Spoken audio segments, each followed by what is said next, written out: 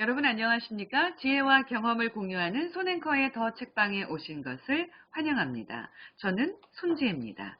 어떤 책을 읽을까? 수없이 많은 책들 중 과연 어떤 책을 선택할까? 선택이 많아지면 그만큼 고민이 늘죠. 그래서 그 고민을 덜어드립니다. 손앵커의 더 책방.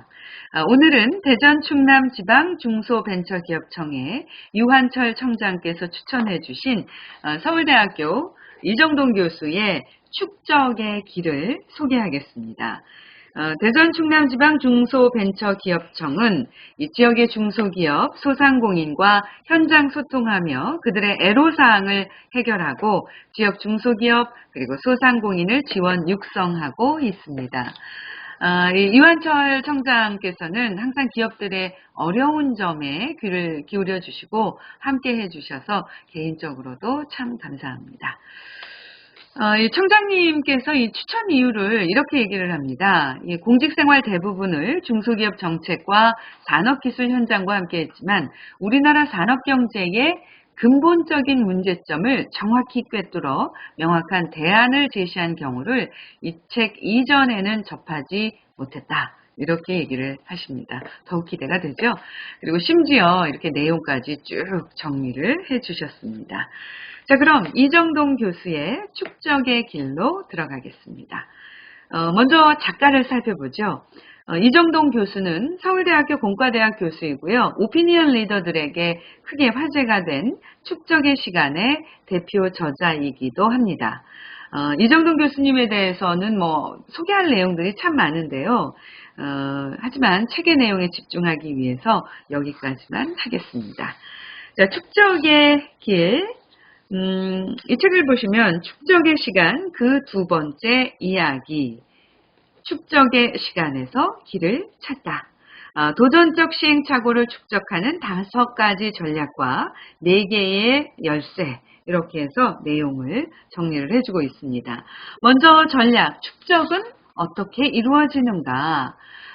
시행착오 경험을 담은 궁극의 그릇, 고수를 키워라. 두 번째, 아이디어는 흔하다. 스케일업 역량을 키워라. 세 번째, 시행착오를 뒷받침할 제조 현장을 키워라. 네 번째, 고독한 천재는 없다. 사회적 축적을 꾀하라. 다섯 번째, 중국의 경쟁력 비밀을 이해하고 이용하라. 이렇게 5가지의 전략을 제시하고 있고요. 그리고 이제 성공적으로 전략을 펼쳐나갈 열쇠로 축적 지향의 조직, 사회를 만드는 4개의 열쇠를 제시합니다. 고수의 시대, 스몰 베팅 스케일업 전략, 그리고 위험 공유 사회, 축적 지향의 리더십에 대해서 얘기를 하고 있습니다. 축적의 길은 내용이 워낙에 좋아서요. 일단 5부로 나누어서 매일 전해드리도록 하겠습니다. 자, 그럼 축적은 어떻게 이루어지는지 축적의 길로 가시죠. 질문부터 제가 드리겠습니다. 여러분께서는 어떤 삶을 살고 계십니까?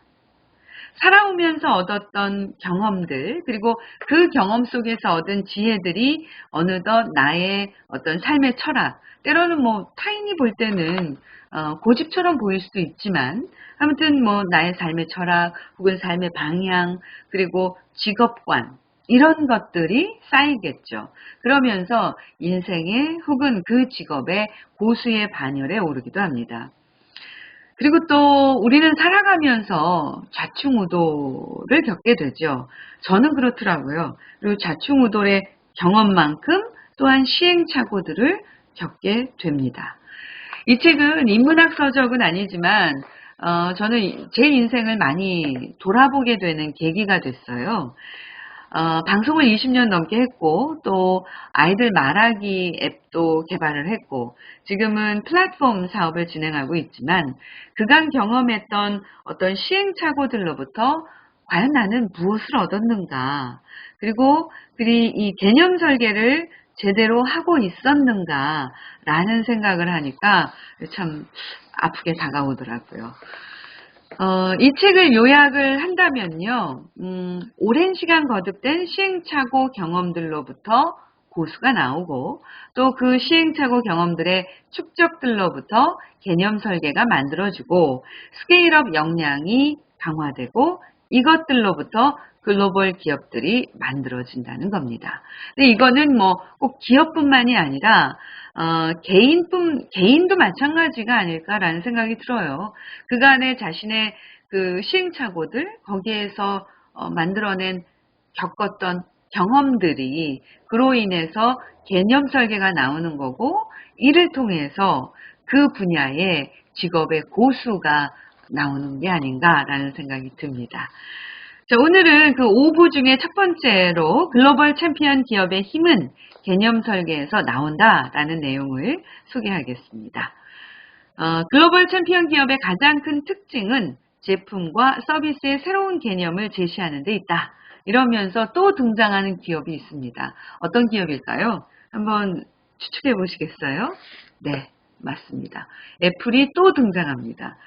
2007년 6월 애플은 아이폰이라는 새로운 제품과 함께 전화, 인터넷, 컴퓨터를 하나의 기기로 통합하고 앱스토어라는 장터를 만들어서 이용자들이 생산자로서 참여하는 거대한 애플리케이션 생태계라는 새로운 개념을 제시했죠. 이동통신 분야에서 그전까지 존재하지 않던 새로운 개념 설계를 제시한 셈이다. 아이폰이라는 그 개념 설계와 함께 애플은 통신 분야의 글로벌 챔피언 기업이 되었습니다. 그러면서 저자는 중국의 드론 회사를 소개하기도 하는데요. 뭐 여러분께서도 들어본 회사이기도 합니다. 최근 중국의 드론 회사인 DJI도 드론을 이용한 어플리케이션을 주고받을 수 있는 장터라는 개념을 확산하기 위해서 열심히 노력하고 있죠. DJI는 드론을 하드웨어로서 정의하고 비즈니스를 생각하는 것이 아니라 어플리케이션 장터와 함께 돌아가는 앱스토어 중심의 생태계라는 개념으로 제시하려고 한다는 겁니다. 드론 업계의 새로운 개념 설계라고 할 수 있는데, 이것이 DJI가 드론 분야의 챔피언, 글로벌 챔피언이 될 수 있었던 힘의 원천이라고 얘기를 합니다. 그러고 보면 애플과 유사하죠, 그 개념 설계가. 글로벌 챔피언 기업은 새로운 개념 설계를 제시하면서 사실상 비즈니스 혹은 산업을 새롭게 정의하기 때문에 그때마다 새로운 산업을 스스로 창출하고 스스로 독점 사업자가 되는 경우가 대부분이다. 이렇게 얘기를 하고 있습니다. 비즈니스를 정의할 수 있는 개념 설계 역량은 결국 높은 수익으로 귀결된다는 것이죠. 2016년 애플이 전 세계 스마트폰 시장에서 물량 기준으로 14.5%의 점유율을 기록했지만 영업이익은 전체의 무려 79.2%를 차지한 것은 바로 개념 설계를 제시하여 시장을 선도하고 있기 때문에 가능한 일이다. 이렇게 얘기를 하고 있습니다. 물론 이것이 2016년의 그 데이터이긴 하지만 지금 또 어떤 변화가 일어났는지 궁금해집니다. 그런데 이 한국 기업들은 선진 기업들이 그려준 밑그림을 받아와서 빠르게 효율적으로 실행함으로써 성장해 왔다는 거죠. 현재 한국 산업에서 가장 취약한 부분이 바로 이 개념 설계 역량이라고 저자는 얘기를 합니다. 한국 산업이 현재 당면하고 있는 위기의 본질은 개념 설계 역량이 부족한 데 있다. 이렇게 얘기를 합니다. 그런데 이제 문제는 이 개념 설계 역량이라는 것은 사오거나 뭐 아이디어를 하나 얻었다고 해서 금방 생기지 않는다는 겁니다. 오래도록 직접 그려보고 적용해보면서 시간을 들여 꾸준히 시행착오를 축적해야 얻을 수 있는 것이고 이것이 바로 핵심이다. 이렇게 얘기를 합니다. 글로벌 챔피언 기업의 힘은 개념 설계 역량에서 비롯된다는 내용에 대해서 말씀드렸습니다. 지혜와 경험을 공유하는 손앵커의 더 책방, 오늘은 지역 중소기업 소상공인들을 지원 육성하기 위해서 깨알 같은 도움을 주고 계신 대전 충남지방 중소벤처기업청의 유환철 청장께서 추천해 주신 이정동 교수의 축적의 길 1부였습니다. 2부에서는 생활의 달인과 개념 설계 엔지니어의 차이에 대해서 말씀드릴 텐데요. 내일 2부도 기대해 주세요. 그리고 구독과 좋아요 부탁드립니다. 지금까지 손지혜였습니다.